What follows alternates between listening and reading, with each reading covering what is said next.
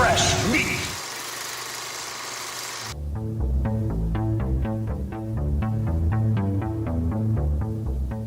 Oh, Mother of God, I'm coming apart! And her head fell off. Help me!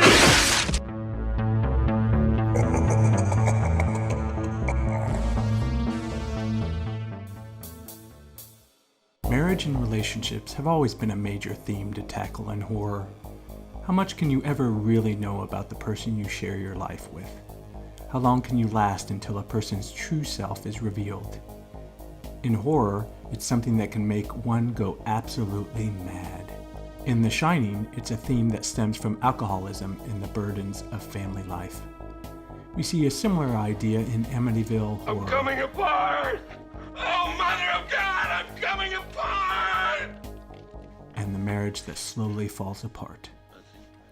In many cases, it is the husband that is the one who has a secret, a dark self. Looks like teeth marks. Will you stop nagging at me? I'm not going anywhere. You're the one that wanted a house. This is it, so just shut up. You bastard. Ah! Rosemary's Baby provides an example of depicting a similar theme from the perspective of the wife. There is something wrong with her marriage and her baby. They planned everything right from the beginning. They probably made some sort of deal with Guy. They gave him success and he promised them our baby to use in their rituals. I know this sounds crazy, but I've got books. But she isn't quite sure whether it is real or if it is her going mad. Is her husband the problem, or is it her? But one thing is for sure, they have a coven and they want my baby. Certainly seems that way.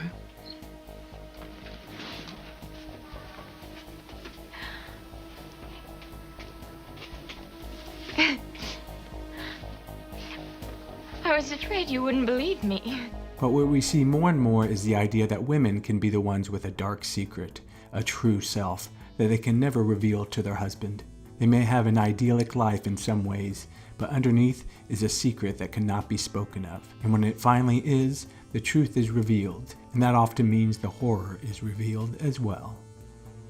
If you like this video, check out Scary Stories, available now on streaming and DVD.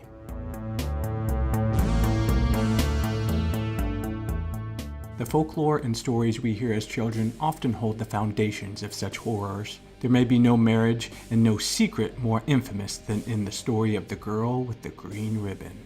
The first book of scary stories that ever caught my interest was Alvin Schwartz's In a Dark, Dark Room, which is his easy reader. The story that everybody remembers the most is The Green Ribbon, where the girl named Jenny has a green ribbon around her neck. All of their married life, the wife wore a green ribbon around her neck.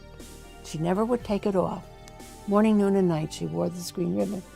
And her husband wanted her to take it off, and she wouldn't. Finally, when she was an old lady and she was dying, she said, now you can take off the green ribbon. And so he did, and her head fell off. And this just makes kids just go crazy. They love this story. Scream and yell and just carry on. They think that's the most wonderful story. What's notable about this story is not only how memorable it became for generations of kids, but that like many Grimm's fairy tales and other dark children's stories, it touches on fundamental fears that carry on to adulthood. The idea of having a long life with someone only to discover that they have a secret. It means in some ways you never really knew them. It also alludes to this idea that women must keep up appearances, that they and their bodies carry a morbid secret that men will never understand if they were given the truth. Carmen Maria Machado's story, The Husband Stitch, is a modern retelling of the story. In it, the green ribbon is a symbol for the cultural expectations that are put upon women. Their bodies are meant to be kept together for men's desires. The green ribbon is decorative. It is meant to make the woman look attractive. Prevents disorder, having a woman's head fall off or in practical terms do something out of social conventions is bad. So the green ribbon keeps chaos at bay. It makes sure she is socially acceptable. It is a restraint, like a wedding band, only around the neck. Around the neck just as if the man was choking her with it. Or like a dog collar, or a noose. The green ribbon represents control. It is all of these things that make the green ribbon a fascinating symbol, and also something similar to other stories we see in horror. This is one of 3 episodes in which I'll be delving into the different stories featured in Tales from the Darkside The Movie. The Tale of Lover's Vow has similarities to the green ribbon. The story is based on a Japanese folktale called Yoki Onna. Of the many versions of that story, the common one features an ice spirit or ghost who becomes infatuated with a man, marries him, and they live together for years. One day she is coaxed into taking a bath, and when she does, she dissolves into the water. In Lover's Vow, the story has a distinct gargoyle twist. Preston is a down-on-his-luck artist. And then the horror begins.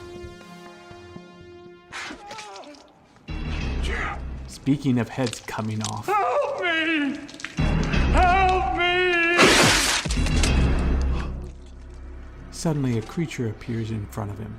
And then there is a secret, a promise made. Never say you saw me. Never say you heard me speak. Never tell anyone how I look. Never repeat what I have said. A promise. Forever. You gotta be kidding. I promise. Cross your heart. Then he meets Carola. They have a wondrous 10 years together. Marriage, children. Preston's life becomes perfect. 10 years. So many things have changed. Change for the better, I hope. When he does finally tell her his secret, he finds that underneath, Carola is not what she seems to be. In this case, it's not her head that falls off, it's her skin. You promised you'd never tell!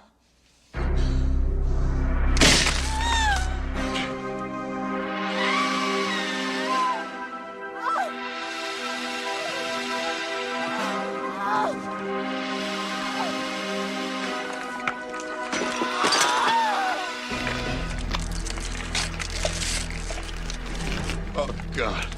You broke your promise, you idiot! I loved you! It's a truly sad story. What's interesting is that the choice to cast Ray Don Chong gives the story a racial component. There is an anxiety involved with marrying someone of a different race or with a background unlike your own. When it is revealed that their children are also the same as she, it touches on themes of hereditary, race and cultural mixing, and the fears and tensions that can be a psychological undercurrent.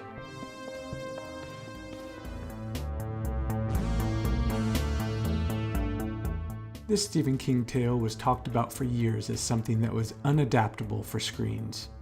After all, the story is primarily a woman chained to a bed, slowly growing mad. Well, I'm pretty sure you just lost your mind. But seeing a dog eating your husband will do that. I mean, if you're gonna have a mental breakdown, that's a pretty great excuse. Right. And right here, we have what I would consider the proverbial green ribbon, the handcuffs. They are sexual in nature. They are all about a promise, very similar to a wedding band. Marriage can be seen as a promise that a wife gives to a husband. This new, kinkier band around her wrists is a stand-in for that promise. In this story, her promise is to please her husband, play along with his game. Most importantly, these handcuffs are all about control. When her husband dies of a heart attack, what follows is Jessie's maddening attempts to survive the situation, and her memories come flowing back to haunt her.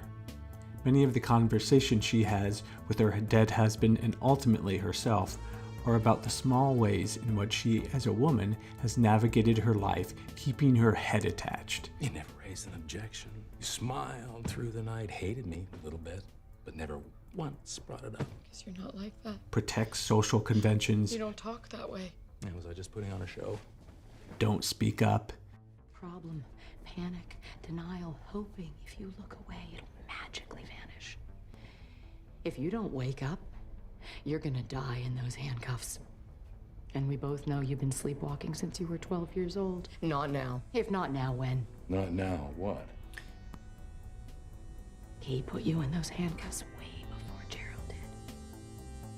It often starts with a trauma at an early age. Here, a solar eclipse that has the same shape as handcuffs, a wedding band, a ribbon around her neck. There is so much going on in Gerald's game. Then there is the Moonlight Man. He is a symbol. The Moonlight Man comes to her late at night, someone she isn't sure is real, just as an abusive father may come to her as a child, or any abuse that she then questions whether it happened or whether she was at fault. He could reach up at any time, put his hand on your hip.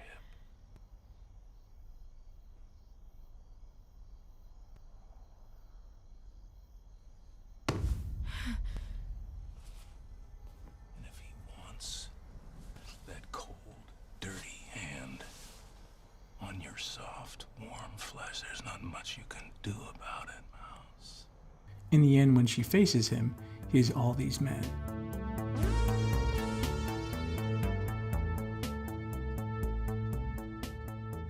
He too breaks from his chains, and she finds out that he is real, not imaginary, and also he is something she can confront.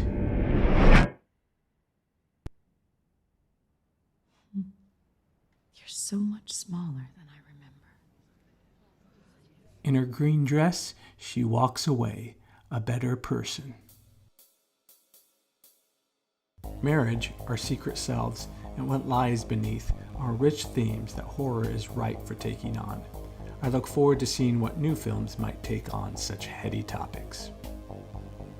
If you haven't already, please check out Scary Stories, now available on streaming and DVD. Thanks for listening to this episode of Scary Studies, the series that examines the stories, movies, and myths of what we find scary. All done with the ultimate message. Horror is fascinating.